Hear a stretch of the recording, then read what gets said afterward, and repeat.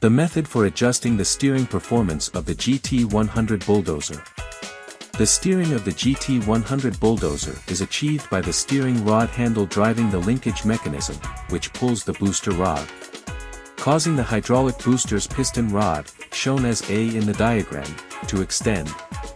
This action pushes the steering clutch lever, causing the clutch on one side to disengage, stopping the movement of one track, while the other track continues to move, thus allowing the bulldozer to steer. In normal operating conditions, there should be a gap of 3 to 5 mm between the hydraulic booster piston rod, shown as A in the diagram, and the steering clutch disengagement lever, shown as D in the diagram.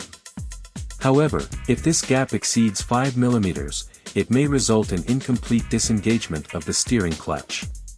In such cases, you can try to make adjustments using the following two methods. The specific steps are as follows.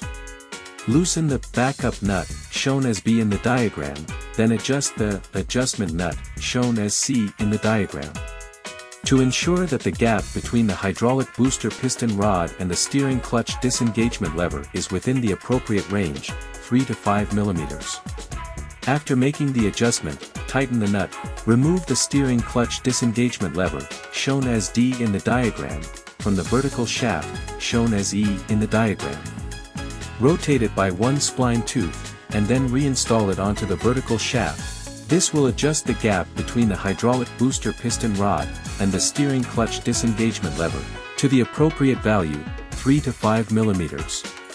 Note, the above two methods should be adjusted while test driving to achieve the optimal clutch disengagement condition.